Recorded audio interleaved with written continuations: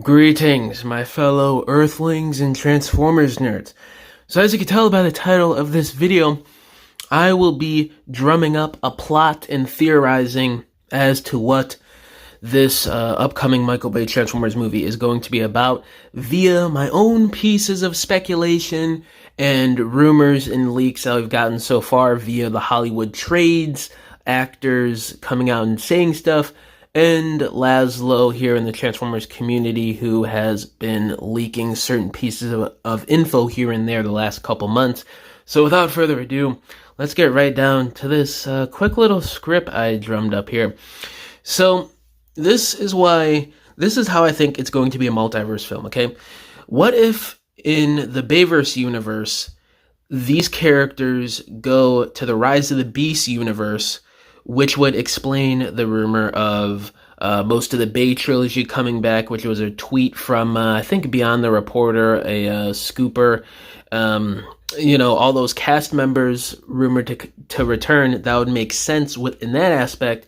And the reasoning would be to help them stop Unicron, who would be back to take Earth and Optimus Prime's Matrix after he sensed the power within Optimus and the Matrix of leadership during the events of Rise of the Beasts. But also, there could be a bit of a twist in that universe and a bit of a power play and a double villain thing going on here. By that time, with this movie, Megatron and his gang of Decepticons could go to Earth to finally kill Optimus and whatever Autobots are on the planet at the time in this movie, because Megatron also would want Optimus Prime's Matrix, so he has more power to conquer other planets and eventually rule the galaxy, which, I mean, that sounds like most iterations for Megatron. That's like a huge dream of him, a big factor. Get Prime's Matrix, conquer other planets, rule the universe, typical Megatron stuff like that. I think to tie in the reason between why Tyrese was teasing how he was on the phone with Michael Bay and that's all he could say and stuff, he was teasing his return, I think. It's rumored that he's playing Roadblock from Laszlo, so this could tie into how there could be a G.I. Joe universe in both the Bayverse and the Rise of the Beast timeline. So I think this all ties together because during the events after the last night and everything like that, the Transformers and the government on Earth and the TRF and everything, they set aside the war in their feud. They terminated TRF and set up the G.I. Joe force as a Nest sort of replacement so they can help defeat their universe's version of Unicron and maybe even Quintessa too, or maybe just Quintessa. I don't know what could be going on there between, the power play of Unicron and Quintessa, because they really left it up in the air at the end of the last night. It really can go either way on what they could do in terms of the lore with that timeline. So with this plot, I'm thinking you would have a lot of parallel universe type shenanigans going on with especially the Joes in both universes and even Unicron as well. Now you may be rolling your eyes at Unicron being a villain and play factor in this movie, since we've already had that in two previous movies basically in a row. I get it, I understand your concerns, but I mean, if they do it in sort of the way I'm thinking, and if done right, this could actually be a pretty fun, crazy, good movie, but we're gonna have to wait and see. But the reason for the Rise of the Beast universe Joes starting now, and why Tyrese might be playing Roadblock, or, the reason between Tyrese playing Roadblock and maybe the Rise of the Beast universe, and maybe he could just be playing Sergeant Epps again in the Last Night Bayverse timeline, it could be, again, a parallel universe sort of thing that I'm setting up in this plot here, where, you have two different versions of a guy that looks the same, but he might be Epps, and then his code name is Roadblock in the G.I. Joes, and maybe he's just Epps in the Bayverse universe, maybe just in the Army or the G.I. Joes itself. They could do that as well, but I could see them doing maybe just Tyrese in the Bayverse universe playing their version of Roadblock. But back to the reason for how the Rise of the Beasts version of the Joes could start. So we kind of got a hint of why the organization started at the end of Rise of the Beast. It's probably because of the war they've been monitoring with the government between the Khans and the Autobots since basically the Bumblebee movie. And I'd have to assume, especially since Unicron and that whole war at the end of Rise of the Beast, because obviously that's how they found out about Noah and, that big battle. So maybe that's just the reason itself as to why G.I. Joe started, because we don't have a timeline on how long this organization has been around or if it just started. So they could really kind of just play around with whatever motive for the G.I. Joes to start.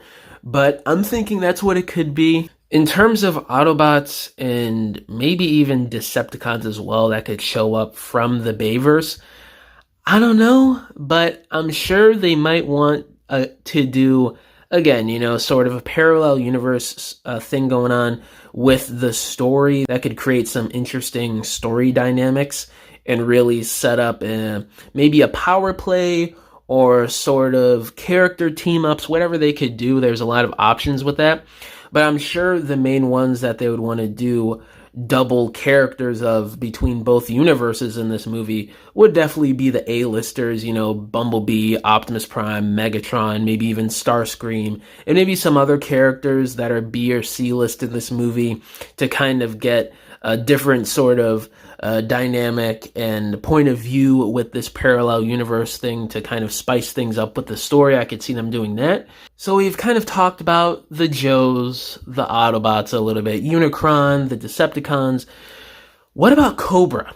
So with Cobra, I don't know if they're going to set them up at the end of the movie or maybe do a post-credit scene to be the villains of the sequel for the movie after this, because this Michael Bay movie is more than likely already stuffed as is if they do go a route similarly to what I'm proposing in this video. If they do end up doing Cobra sort of full on in this movie, they could do it for the Rise of the Beast universe, how it started as a terrorist organization using recovered Transformers tech from battles for whatever agenda they could have. And if they want to do a parallel with Bay's universe, Cobra from that timeline could have started as maybe a rogue government group within the US or maybe just in the world in general, and they pick up different members from each continent or country or whatever. And their main motivation was trying to kill Quintessa or maybe even kill Unicron and Quintessa in whatever way they could drum up for the story, radical ways, whatever. So that could be one reason as to how the Cobra universe or the Cobra group in the Bayverse could start, but they could really play with whatever if they do set up more story and lore with the Bayverse, which they probably could in this movie. I don't know, especially since it's rumored to be a multiverse film. Now, why would the Bayverse characters go to the Rise of the Beast universe? Well, I don't know. I think they might have set up a division where they may go around to different universes to stop Unicron from destroying Earth for reasons that I can't really make up my mind on the reasons, so I may just do a follow-up video on that because the story with this is already so convoluted and stuffed. I don't know if they would want to set up extra exposition in terms of that aspect or what could go on with that, but I could do a follow-up video on why there could be reasonings behind that, but we're gonna have to wait and see. Maybe I will, maybe I won't. The whole timeline traveling and multiverse aspect, you gotta remember why the Bayverse could have the technology to do that. They would be probably in the 2020s or maybe even the 2030s at this point. I don't know how much of a time jump they would want to do. So everything that's happened to the planet between the 5 movies and whatever other plots and storylines and lore they want to drum up for that universe since The Last Night ended, it would make a lot of sense that they would have a lot of super advanced technology at this point in that universe. And, Rise of the Beast would be sort of the lesser developed universe because they have less experience with the war with the Transformers, and obviously they're behind in years with this timeline because they could be in either the early 2000s at this point or maybe still the late 90s. I don't know. Again, they really can go either way in terms of what year it would be for Rise of the Beast at this point. So it would definitely make sense for the Bayverse to have multiverse traveling technology at this point. Now, let's kind of go back to some motives for what the Rise of the Beast universe version of Megatron could be doing here. They really can do a lot of different aspects here. I'm not sure if due to the threat of Unicron, he would team up with the good guys, or he would help Unicron so he could get the Matrix. It really can go either way depending on how they want to depict the character of Megatron and how evil they want him to be in this version of the character. Me personally, in my own opinion, I'd like to see just straight up savage, evil Unicron, not giving an F about anything or anybody except for him and his motives and his division of the Decepticons. You know, full-on evil Skybound Comics level of Megatron. But, you know, that's just me personally. Maybe him and his group of Decepticons become Unicron's heralds, or Unicron has a separate herald and goon system like what we saw with Rise of the Beast. Maybe there could be a power struggle between Galvatron and Megatron if they want to have them as two separate characters. And Starscream could even maybe do some classic backstabbing between whoever they want to set up, whether it's the good guys or the bad guys. They really can do so much with these characters. There's so many different options for a lot of interesting story dynamics that could be going on here. Maybe they could even do Nemesis Prime as a herald, because that was actually sort of a cut plot and a cut setup end scene from Rise of the Beast. That they, for good reasons in my opinion, cut out, because we already got that with the last night. But they could do that again as sort of a parallel universe thing with the Bayverse. So maybe those that timeline of characters have something else in experience and something more to do to help the Rise of the Beast version of the timeline, since they have expertise on maybe dealing with a Nemesis Prime.